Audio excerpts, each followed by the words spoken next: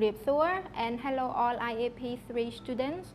Welcome to the online PUC classroom. My name is Sreymech and today I'm going to briefly explain unreal conditional sentences to you all on page 101 from Interchange 2 book. You may have learned or will learn this with your teacher soon, and this is only supplementary to your teacher's lessons. Okay, so let's imagine together. You had $1 million. What would you do? Would you keep it or would you spend it? Actually, this is only my imagination. Now I do not have $1 million and I could not do anything at all. So when we talk about imagination or we imagine something that is impossible to happen, we use our grammar today, unreal conditional sentences. Actually, you can also call unreal conditional sentences as the second conditional sentences. So let's start with the example together. What would you do if you had $1 million? And here is my answer. If I had $1 million, I would buy a house. So the first one is called if clause.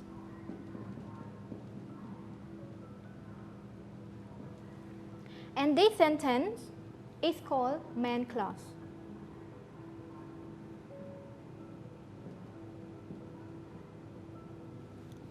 For sure, if clause could not stand alone. So if clause need to stand with the main clause. And when we combine it together, it is called unreal conditional sentence.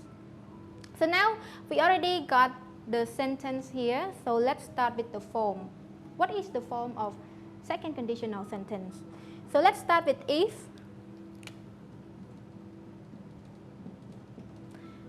And after if, we have simple past tense.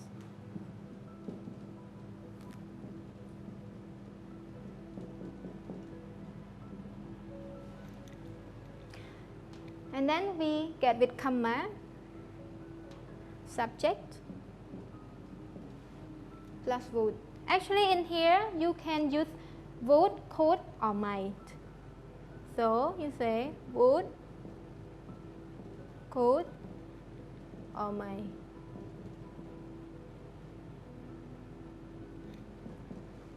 Plus with verb infinitive, we can also call it as verb 1 and plus object. So here is the form. And you need to remember to use comma when you use if clause at the beginning. However, if you do not want to use comma, you need to put the main clause first and then if clause at the end. So you can say another form or subject plus would, could, verb 1 plus object.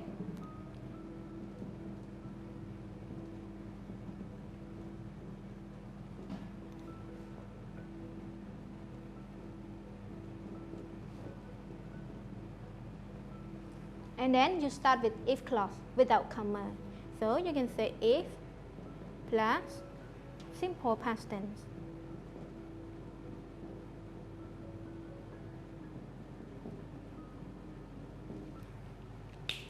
In simple past tense here, in if clause, you can also say it's subject plus verb 2 plus object.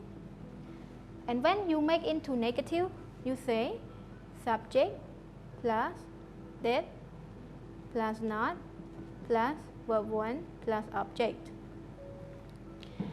You might have a question whether we can use if clause with the question.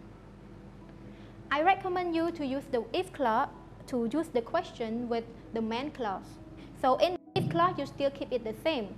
If you look at the first question that I asked, what would you do if you had $1 million? So you can see here we make the question with the main clause and we still keep the same form, original form with the if clause. So if we go back to the first sentence, if I had $1 million, I would buy a house. If I do not want to use comma, I could exchange it and we say I would buy a house if I had $1 million. Okay, now can I use be with if clause? For sure, we can use verb be with if clause. So verb be is if am and are in the present tense. When we change into simple past tense, if am and are change to was and were. So let's take a look at the example here. If I were a rich man, comma, I would donate some money.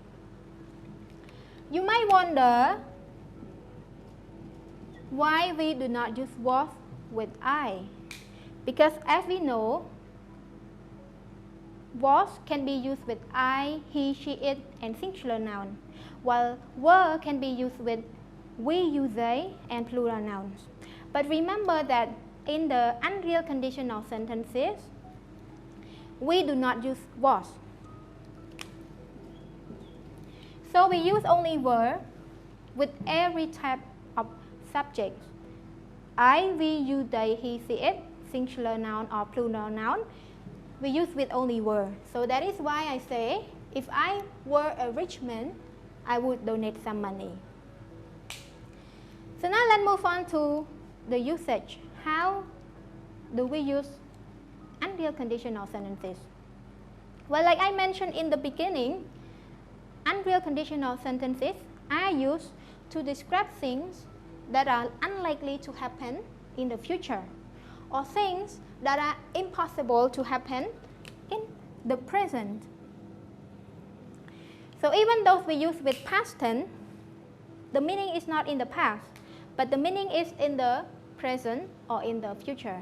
So remember one thing, if you use with second conditional sentence, it is not really true, but it is only your imagination. You want to change your life, you want to make your life different, so you just imagine. But actually, in reality, it is not really likely to happen in the future or impossible to happen in the present.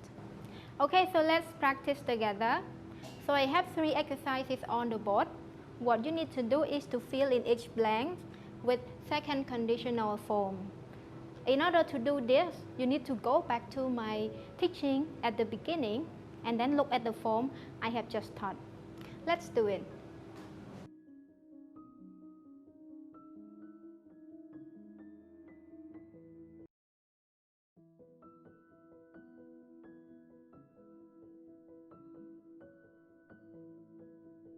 So now let's check the answers together.